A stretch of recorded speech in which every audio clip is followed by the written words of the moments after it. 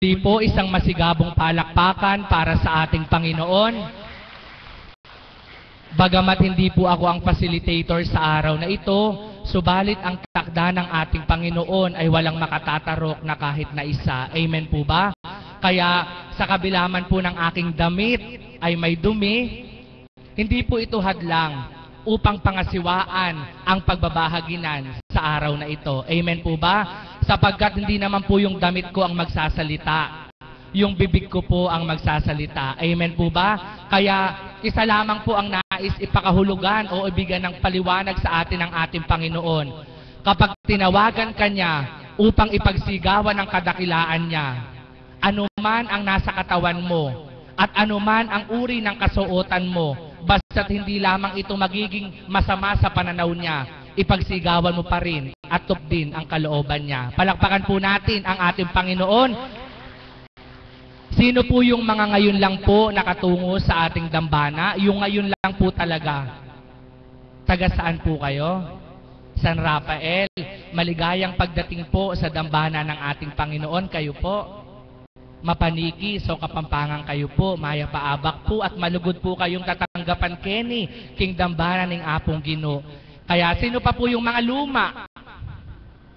Luma ang pananaw sa buhay, taas nga po ang kamay. Si Tata Magno, luma pa daw ang pananaw sa buhay. Sino na po yung mga bago ang pananaw sa buhay, taas ang kamay. Amen. At sino naman po dito yung mga wala pang biyayang natanggap, taas nga po yung kamay. Kala ko po meron ni itsa natin sa bukid. Sino naman po yung ditong napakarami ng biyayang natanggap? Siyempre po yung mga matatanda. Halatang halata naman po. Pero po, bata at matanda, mayroong biyayang natamo at napala sa ating Diyos na dakila. Amen po ba? Kaya pakikalabit nyo nga po yung inyong mga katabi. Sabi mo, kapatid, may biyaya ka ba? Pengi naman. Binigyan po ba kayo? Palakpakan po natin ang ating Panginoon. Sapagkat ang nais po ng ating Diyos, ang biyayang ating nakamtan, ay huwag nating sarilinin. Sapagkat kapag sinarili natin, hindi na po dadami yan. Subalit kapag ang biyayang ating nakamtan, ay ating ibinahagi sa kapwa nila lang, asahan mo, anak ng Diyos na buhay, biyaya mo'y daragdagan, siksikliglig at aapaw pa yan. Palakpakan po natin ang ating Panginoon. Kaya po, pakitaas nga po ulit yung kamay, yung mga biyayang nakamay ng mga biyayang nakamtan. Ba't ayaw nyo na? Sapagkat ang pagbabahagi po sa harapang ito, isang pamamaraan upang ibahagi mo sa kapwa mo ang biyayang natamo mo. Sa paanong paraan? Sa biyayang nakamtan mo, sa pananalig mo na ipinahayag mo sa kapwa mo, di mo namamalayan, ang kapwa mo rin pala ay nabahaginan mo. Bakit po? Sa kawalan niya ng pag-asa, nagkaroon siya ng pag-asa. Sa kawalan niya ng pananampalataya, nagkaroon siya ng pananampalataya. Yun po ay isang hamon at paanyaya sa bawat isa. Mapalad po ang binibigyan ng pagkakataon upang tumindig sa harapan at ipagsigawan ang kadakilaan ng Diyos na buhay. Bakit po sa tao, kapag binigyan po tayo ng 20 pesos, kagad nasasabi natin sa kapwa natin, ay kabait naman ni Nana Wana, binigyan akong 20 pesos. Kabait naman ni Ate Petra, binigyan akong 50 pesos. Bakit po kagad nababalita sa tao? Pero ang ginawa ng Diyos na kabutihan, bakit kibit balikat ang karamihan? Bakit pinit ang dila ng karamihan? Nawa po ay wag sanang ganon. Kaya sa dako pong ito, isang paanyaya sa bawat isa na maging bukas ang ating bibig upang ipagsigawan ang kadakilaan ng ating Diyos na buhay. Amen po ba? Kaya sa pagkakataon pong ito, upang pasimulan po ang ating pagbabahaginan, nais ko pong ibigay sa inyo ang isang kapatid kong alagad na mula sa kanyang buhay na tinataglay kung papaano ang pagkilos ng Diyos sa kanyang buhay. Aksidente man ay nakamtan, karamdaman man ay nakamtan, problema man sa buhay ay kanya ring nakamtan, subalit ang lahat ay hinawing lubusan upang kahiwaga ay makamtan. Bilang patotoo ng Diyos ay pinaglilingkuran sa dakong ito'y buhay at makapangyarihan. sa pamamagitan ng Espiritong Banal sa katauhan ng mahal na Apo Conching na tuwirang kinalugdan. Upang pasimulan, ibinibigay ko po sa inyo isang kong kapatid na alagad na nakatayo na sa oras na ito at biglang umupo, si kapatid na Promise po ng Baliwag, Bulacan.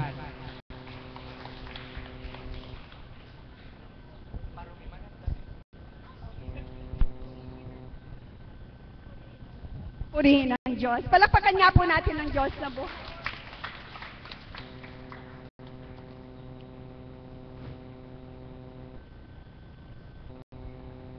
Palakpakan nga po natin muli ang Diyos na buhay. Sadyang kay buti ng Panginoon, napakamasurpresa niya sa umagang ito.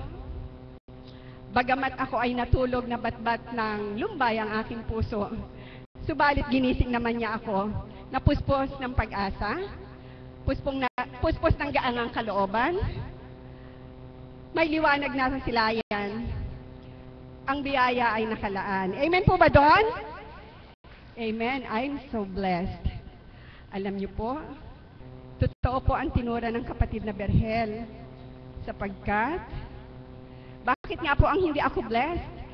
Kami ng aking kabiyak ng puso sa kabila ng aksidente naming nakamtan na naibahagi ko na ng 2 beses na. Subalit hindi niya po pinabayaan na anuman sa parte ng aking katawan ay mabali o magkaroon ng fracture o magkaroon ng gasgas. Bagamat ang kabiyak ko ay nagkaroon ng gasgas sa kanyang kaliwang pisngi. Subalit sa kapangyarihan ng Panginoon, sa kabutihan niya, sa kadakilaan niya, hindi naman po nagtagal at ito ay naparam. Bagamat may marks or yung, what is this, peklat, natural lang naman po yun sa sugat, di po ba? Alam mong sugat ay naghihilom. Amen po ba doon? Amen. Kahit po tayo ay may nararamdaman, may bigat ng ating damdamin sa ating kalooban. Subalit kapag po ang Ama ang ating kapiling, siya ang ating tanggulan, siya ang ating sandigan. Anumang bigat ng damdamin, kanyang papalisin. Amen po ba doon? Alam niyo po, napakadami pong biyaya ng Panginoon, sadyang hindi na po mabibilang. At ito po ay aming nadama, pamula nung kami maakay sa dambanang ito. Kanina po nung kami papunta dito ng kabiyak ng puso ko, ang sabi ko, Lord, salamat po sa iyo sa napakabiyayang araw-araw na ipinagkakaloob mo.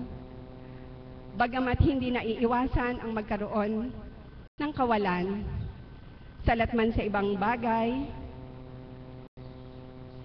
kung yahambing sa dating buhay, ang kawalay na nakapag-iinit ng ulo, nagdudulot ng hindi mainam, kuminsan ay pinag-uumpisahan ng singhalan o sigalot sa bahay. Subalit, sa bagong buhay, nung kami inakay ng Panginoon sa dakong banal na ito, at sa araw-araw naming pakikinig ng banal ng salita, ng banal niyang aral sa katauhan ng ating kinalugdan ng ating mahal na Apo Conching, ako, ang kabiyak ko, ang anak ko, ay binago niyang tuluyan. At speaking of my anak, muli nagpupuri ako sa Panginoon, nagpapasalamat, sapagkat nga po, ang bunso kong anak na dating problema ko, ang aking bunsong anak na alam kong kahit marahil ang isa sa inyo ay makaka-relate dito, na nagkakaroon ng problema sa kanilang mag-asawa, purihin ang Ama. Ibinalik niya na, ipinagkaloob niya na ang kalayaan naming pare-pareho. Ako po bilang namumroblema ang isang ina, pinalaya na po ako ng Panginoon. At ito nga po ay kanyang tinuran kapag ako ay nagpapabendisyon sa mahal na Apo, na makikita mo isang araw ang pagbabago ng bunso mo ay yung makakamtan. Purihin po ang Diyos, palakpakan natin. Sapagkat nga po ngayon, ang dalahing ito ay na kanya ng pinaram. Really, I'm so blessed. Lord, salamat po sa iyo. At sa tuwin ay nakikita kita sa mata ng mga kapatid ko. Nakikita kita sa aking pag-iisa. Nakikita kita sa bawat linya ng kanta. Nakikita kita sa pagbuka ng bulaklak at maging sa pag-ulan man. Nakikita kita sa gabing aking tinitingala ang kalangitan. Nakikita kita sa sinag ng araw, maging ng buwan. Palakpakan po natin ang Diyos. Ama, hayaan niyo pong ialay ko ito sa iyo. Ang awit na ito, dito kita laging nadarama. Samahan niyo po ako.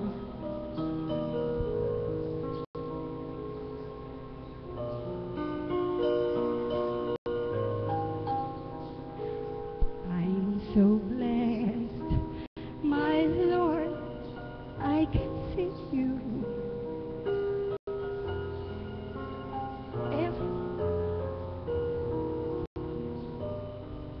I can see you in the beauty of flowers and the rain. I see you every line of a sweet refrain. I'm so blessed, my Lord, I can see you even when in lonely and in pain. I can see you in the beauty of stars at night. I see you every line of a sweet refrain. I see you, Lord, in sorrow and in happiness. I see you, Lord, of sweet success. I see you, Lord, every hour of the day.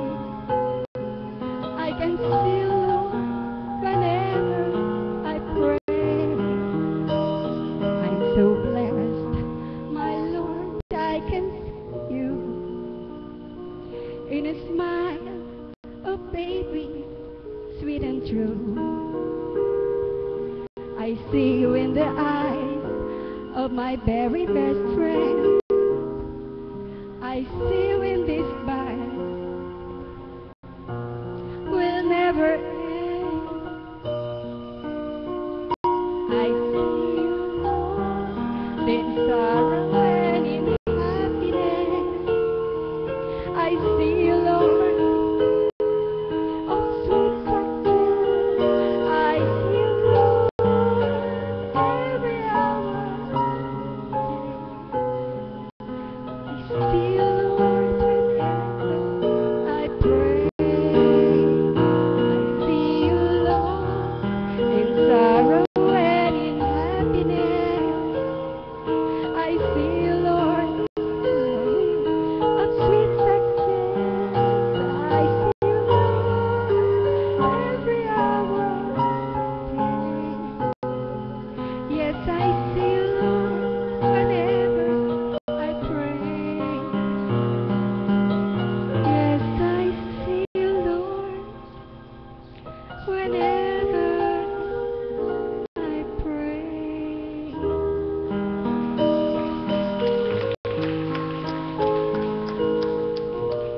Yes, I see you, Lord, whenever I pray. Salamat. Alam niyo po, nag-thank you na po ako, subalit gusto ko pong tapusin ang pagbabahagi ko. At ito po ang gusto kong unahin, iwanan sa inyo. Ang lahat man po ng dalahan natin, maliit man o malaki, gaano man ito kagaang, gaano man ito kabigat, kung siya ang ating sandigan, ang kagalakan ating makakamtan. Purihin po natin ang Panginoon. Puso mang bat-bat ng sakit, damdamin mang sa akala natin ay hindi mapaparam ang bigat sa ating dibdib. Sa tuwin na si Diyos ay ating ialay, sapagkat siya lang ang tanggulan, ang ating Diyos na buhay Palakpakan po natin ng Diyos na buhay. At maraming salamat po sa inyo.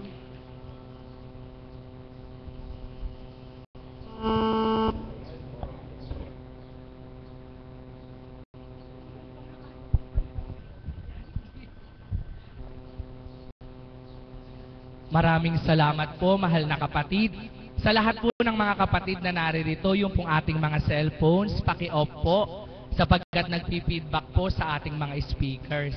So, paki-check lang po at paki-switch off po natin.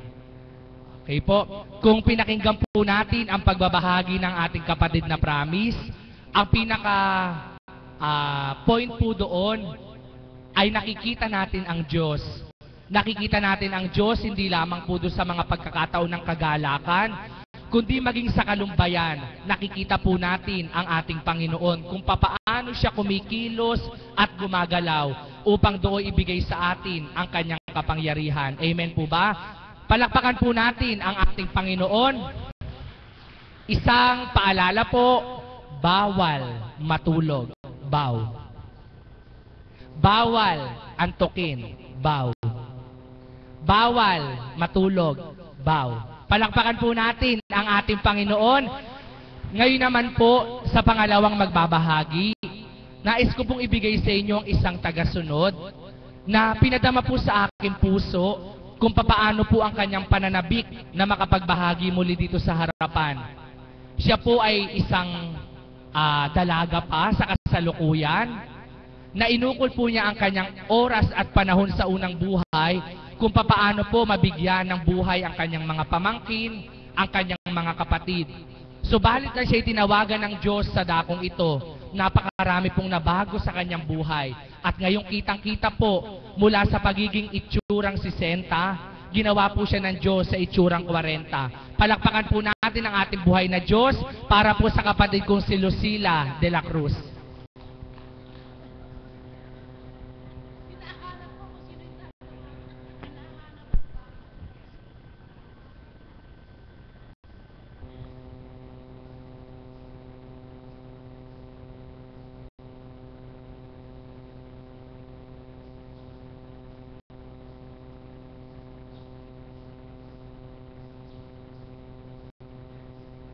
Magandang umaga po sa ating lahat. Hinahanap ko po kung saan tatawag si Berhel. Ako po pala eh. Magandang umaga po sa mga alagad, choir, caps at tagasunod at mga pasyente.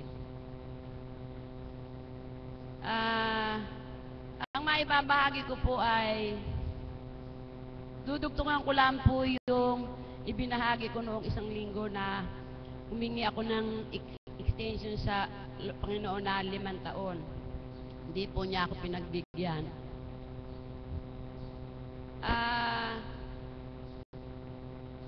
Nang dumating po ako sa bahay noong gabi na yon na nakapagbahagi ako, noong pong gabi pagkatapos ko pong mag-chaplet, nagnilay po ako sapagkat bakit nga kaya hindi ako pinagbigyan ng Ama?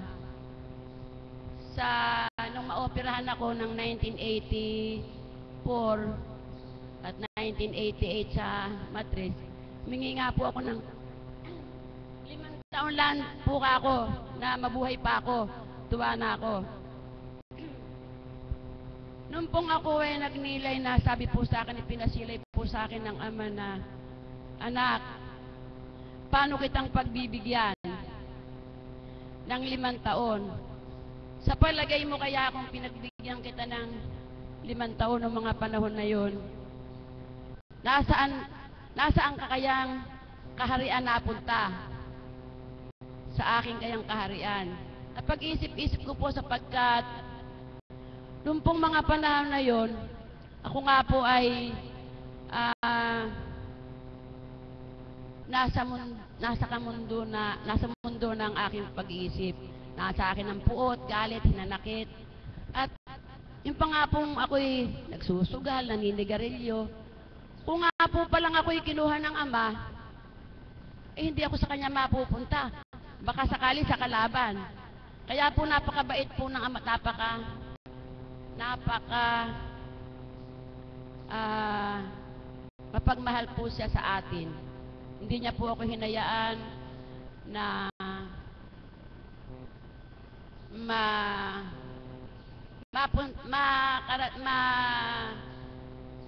lisan sa mundo ito na nasa pagkakasala. Sapagkat kung hindi po ay siguro po wala po ako dito ngayon na patuloy na nagbabata at nagsusumakit na huwag nang mawalay sa ating Ama. Ama, salamat po sa mga pinagkaloob niyo sa aking mga pagpapala. At sa tuwin na po ay pinagdadaman niyo sa akin na kayo ay nasa piling ko, sapagkat sa tuwi po na ako ay tatayo dito at magpapabless. Damang-dama ko po ang banal na espiritu na pinadadaman niya po sa akin ang kanyang pagmamahal at ang kanyang pag-agapay sa akin, sapagkat ayaw na niya akong bitawan. Ama, ikaw na po ang bahala sa mga pagkakasala ko na hindi pa po naaalis sa dibdib ko. Hugutin mo na pong lahat, Ama, sapagkat gusto ko pong makatawid, gusto ko pong makasadsad sa iyong kaharian. Kaya po, Ama,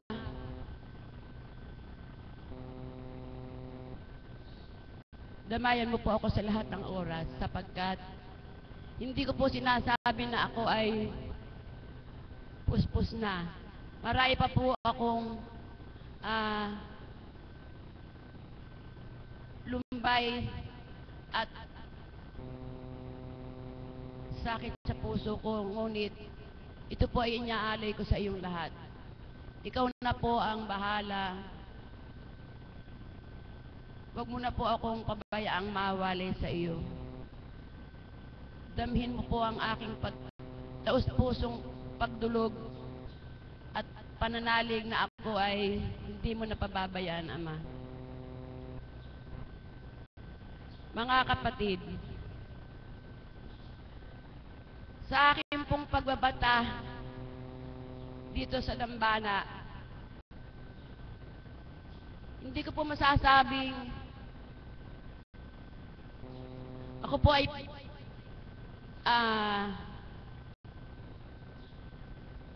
lubusan ng nabago, sapagkat bilang tao nga po, kung minsan hindi ko po maalis sa puso ko na may bagay po na pag sandali na dumatal sa akin ay natutokso pa rin po ako na patulan ang mga bagay na makapagbibigay sa akin ng pagkakasala. Subalit, nananalig po ako na ito po ay aking pinagtitibayan na makamit ko, sapagkat paano na nga po kaya kung ako ay hindi nakarating dito sa dambana, na sa tuwin na po ay pagpapahayag po ng mensahe ng ating mahal na Apo Kunching ay tumitimo po sa puso ko kung minsan yung mga bagay na pag sinabi ng Apo na wala siyang pinatatamaan, subalit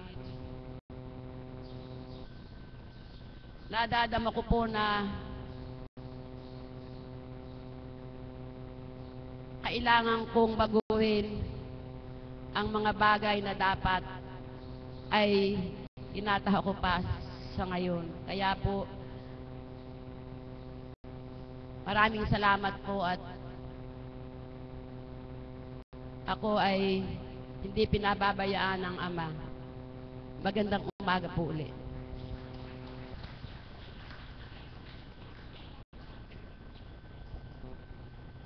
Maraming salamat po, mahal na kapatid. Tulad po ng pinahayag niya, tayo pong lahat na naririto, mga alagad, mga kaps, mga tagasunod, mga pasyenteng nabubuksan, lahat po tayo ay sama-samang nagsusumakit, nagsusumikap, na tayo po'y makasunod sa kalooban ng ating Panginoon. Amen po ba? Sapagkat kumisan nga po, tulad ng sabi niya, may mga dumarating po na bilang isip tao, bilang gawang tao, subalit yun po ay hinihiling natin sa ating Panginoon na naway mapagsumikapan po nating makayanan at malabanan. Nang sa gayon po, sa marami niyang mga biyaya at pagpapalang ibinibigay, tayo po'y maging karapat-dapat sa kanyang kalooban. Amen po ba? At napakalaking pasasalamat po sa ating Panginoon at may isa pong Apo Conching na ginamit sa dakong ito na sa bawat niyang salita at sa bawat niyang mahiwagang gawa, ang ating mga kamalian, kakulangan, kalabisan, kasalanan, karupukan, kahinaan, lahat po na ito ay natutugunan at ang lahat po na ito ay nasusumikapan natin na maparam sa ating mga buhay. Kaya bilang pasasalamat po sa ating Panginoon sa pagbibigay sa ating minamahal na Apo Conching, isang masigabong palakpakan po para sa ating Panginoon. Nung nakaraang linggo po, hindi ko na po natatandaan, nung nakaraang linggo o nung isa pang linggo, mayroon pong nagdiriwang ng anibersaryo. Ang sa kalooban po ng Ama ay nais po nilang maghandog duet ng papuring awit sa ating Panginoon. Subalit dahil nga po hindi takda, hindi po nagkaroon ng kaganapan. At sa araw po na ito, ngayon po ang takda. Ibinibigay ko po sa inyo ang magkabiyak po ng puso, ang ating organisto, si kapatid na Alan, at ang isang mga awit, si kapatid na Mirna. Magkabiyak po sila ng puso upang sabay po nilang papurihan at pasalamatan ang ating Diyos na buhay. Palakpakan po natin ang ating Panginoon.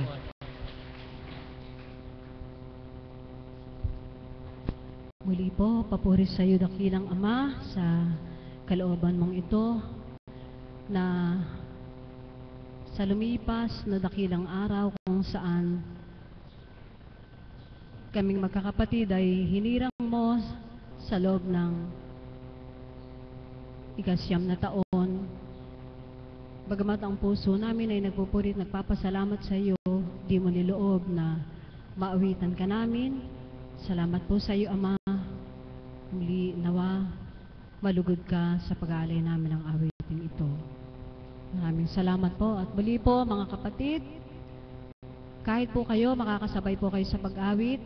Ito po yung naunsyaming pag-awit namin ng aking kabiyak ng puso bilang pasasalamat sa ating Panginoon. Pasasalamat po sa lahat ng pagpapalat biyaya. Pasasalamat po sa buhay na patuloy niyang pinahihiram. At higit sa lahat, makalipas ang 9 na taon na paghirang niya sa amin, pasasalamat sa patuloy na pagdalisay niya sa bawat isa sa atin at ngayon din sa aming magkakapatid. Pagdalisay na siyang nagiging daan upang higit namin at natin siyang makilala. Higit nating maunawaan na ang pagdalisay ay isang daan lamang upang higit tayong kumapit sa Kanya, upang higit na ipadama sa atin ng Panginoon na ang pagdalisay na yon ay may katagumpayan sa bandang wakas. Amen? Kaya po mga kapatid kong minamahal, kayo po ay makakasabay din sa pag-awit. Tayo pong lahat ay umawit ng pasasalamat sa ating Panginoon.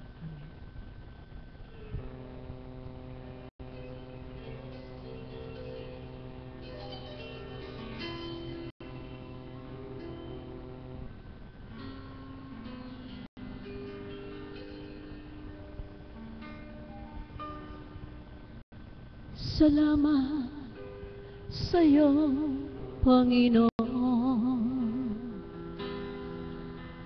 Salamat sa buhay ko ngayon.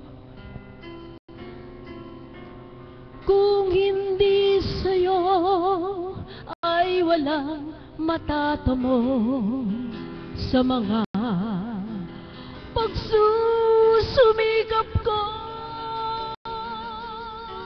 Kaya sa bawat sandali sa iyo ako'y nagpupuri dahil sa iyong kabutihang aming nakamtan. Ang pangarap kong tagumpay, salamat sa iyo, Panginoon. Salamat sa nakamtan ko ngayon.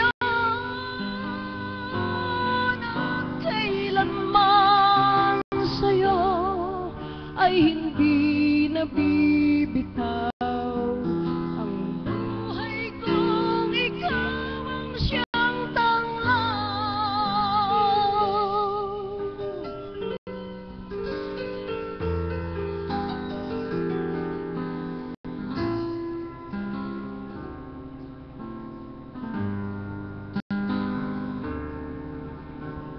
Salamat sa'yo, Panginoon.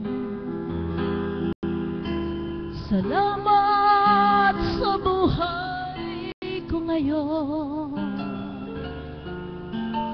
Kung hindi sa'yo ay walang matatamo sa mga pagsusumikap ko. Kaya sa bawat sandali sa iyo kami ay nagpupuri dahil sa iyong kabutihang aming nakamtan. Ang pangarap kong tagumpay, salamat sa iyo, Panginoon. Salamat sa nakamtan ko ngayon. At kailanman sa iyo ay hindi nabibitaw ang buhay kong ikaw ang siyang tanglaw. Salamat sa iyo, Panginoon. Salamat sa nakamtan ko ngayon. At kailanman sa iyo ay hindi nabibitaw ang buhay kong ikaw ang siyang tanglaw. Salamat sa iyo, Panginoon. Salamat sa buhay na pahinga. At kailanman kami ay hindi nabibitaw ang buhay kong ikaw ang siyang tanglaw.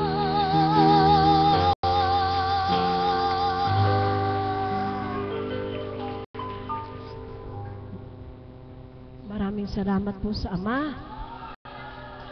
Yaon po ay hindi lumbay, kundi sobrang galak po. Salamat po sa lahat-lahat.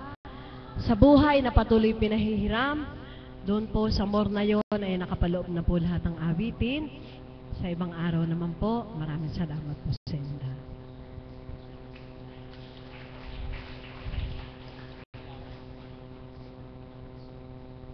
Maraming salamat po, Nanay Mirna at Tatay Alan. Tunay nga po na ang kanilang tinig ng papuri at pasasalamat sa ating Diyos ay pumailang lang sa kaharian bilang nalugod ang Diyos ng kadakilaan. Palakpakan po natin ang ating Panginoon. Sa lahat po ng mga naririto, ito po ay bahagi ng gawain, kaya wag pong mainip ang sinuman, wag tumingin sa mga relo at orasan, sapagkat kung maiinip po ay walang makakamtan.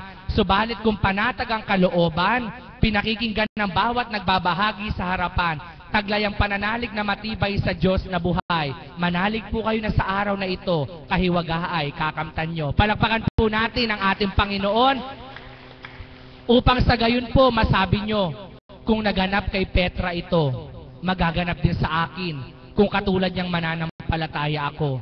Kung naganap din kay Maria ito, kung katulad niyang magtitiwala ako, maaring ang karamdaman ko rin gumaling na totoo. Amen po ba? Kaya ngayon po, nais ko naman pong ibigay sa inyo muli ang isang alagad.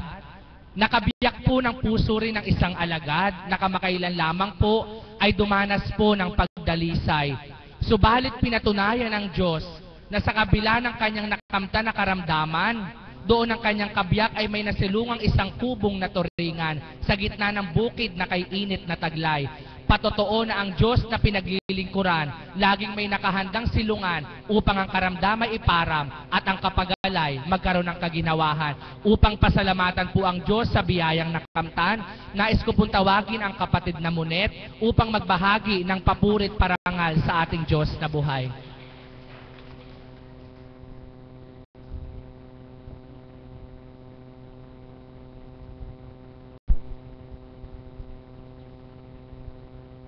Salamat po, Ama. Sa oras na ito, ako'y pinili mo upang ibahagi ko ang kadakilaan ng Panginoon kung paano nga po kayo kumikilo sa amin. Maraming salamat po. Buhay po ba ang Diyos? Salamat po. Magandang umaga po sa katanghaliang ito. Ang ibabahagi ko po sa inyo, ulitin ko lang po kung paano po naganap sa aking kabiyak ng puso, kung paano po ang pagdadalisay sa aming pamilya.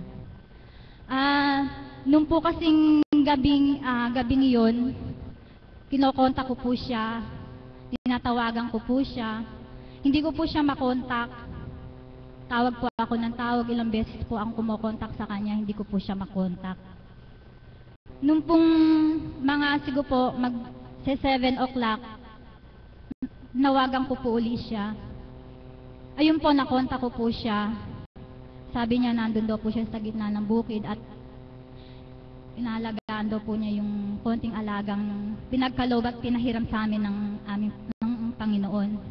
Pero hindi po niya binanggit kung ano po ang naganap sa kanya. Sabi po niya, wala na daw po yung nag-aalaga ng itik. Siya na raw po ang nag-aalaga. Sabi ko, bakit ikaw? Meron po palang naganap na hindi marapat. Yung po palang time na yon, may nadadaman na po pala siya nung nananakit na yung kanyang dibdib. Sabi niya, nawala yung kulang 200 itik natin. Pero sa dati ko pong buhay, hindi ko po mauunawaan yun. Nasabihin ko po, bakit ganun? Hindi niya inalaga ang mabuti. Pero sabi ko po sa Panginoon, Ama, ikaw na ang bahala, ayoko pong manghusga, ayoko pong magbintang, ikaw na po ang bahala. Pero nung pong di pa po niya binabanggit sa akin kung ano po yung nararamdaman niyang sakit sa kanyang dibdib. Nung pong kinabukasan, siyempre po pag umaga, gampanin po natin, naglalaba, naglilinis ng bahay. Tapos po kami po ni Ate Mirna, naglalaba po kami.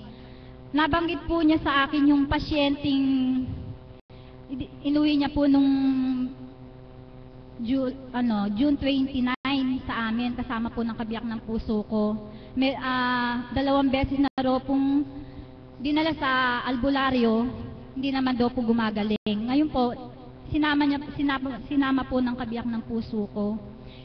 Yung mga oras pong iyon, malakas po ang ulan, dapat po dadalhin po kay Apo ko dito po sa Dambana, nung pong Sabado ng gabi. Siguro po hindi po kalooban. Sa tulong po ng Banal na Espiritu, pinagturanan po siya sa pamamagitan naming dalawa na wala pa po yung si Kuya Alan at si Ate Mirna na ganun-ganun po na kasi po yung taong pong yun, malakas manigarilyo, umiinom po ng alak. Yun po, yun nga po, sa pamagitan namin ng kabiyak ng puso ko, hanggang sa dumating na nga po yung, dinala na nga po ni kapatid na JR sa altar nila, Ate Mirna, na haplusin nga po. Dumating na po yung mag-asawa. Ayun nga po, napagkalooban ng tatlong ginagamit ng Panginoon sa pamagitan ng Banal na Espiritu sa tauhan ng ating mahal na Apo Kunching. Ipinabatid po sa kapatid na Alan na may ano po sa baga.